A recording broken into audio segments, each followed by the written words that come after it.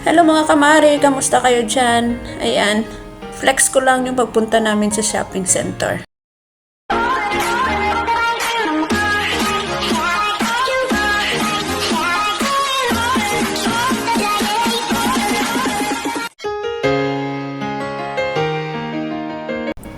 Hello mga kamari, ayan, nasa center point kami ng amo kong babae.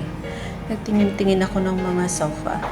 Ayan, ang pag-isip-isip ko, Diyos ko, paano ako makabili nito? Ang laki-laki ng mga ng mga presyo, ang mamahal. Hanggang tingin na lang muna tayo, sunod na ako ng sunod kay amo. Ay, kasi ang hinahanap namin, mga kabinet-kabinet. Ganitong mga cabinet. Kaso lang, ang mahal.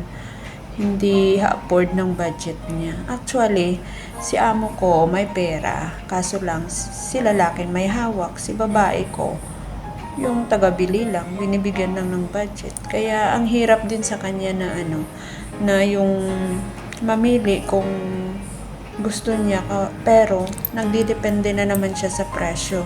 Kasi baka question na naman siya ng tatay ko, ganon. Kasi yung tatay ko maisip, guys.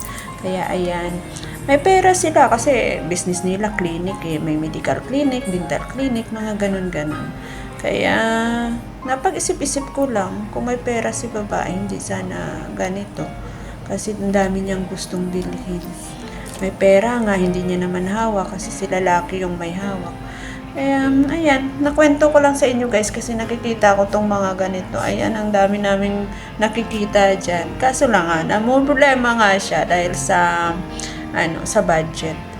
Kaya kailangan pag pag may bibilhin kami na medyo pricey, ayan tingnan nyo guys, 'di ba? Ang gaganda ng mga decoration.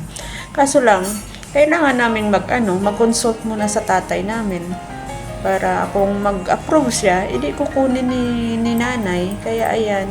So, dito, libot-libot muna ako, tingin-tingin ako ng mga ng mga makikita kong magaganda kasi sabi niya sa akin, tingin ka Risa para tingnan natin kung mga magaganda. Ayan, ang daming decoration para sa bahay. Kaso lang, hindi namin i-consult kay tatay. Kaya, sa mga dyan, sa mga, may mga asawang ibang lahi. No, parang ganito din kasi si nanay ko. Kasi Syrian siya, tapos si tatay ko Palestine. Parang kagaya lang din sa atin, Pilipino, tapos nakapag-asawa ng ibang lahi. Parang ganun, kasi diba, hindi natin hawak minsan, lahat-lahat may ibang desisyon. Kaya ayan, na lang kami, tingin-tingin na lang muna. Kaya guys, ganun lang ang kwento ng buhay ko dito sa Qatar.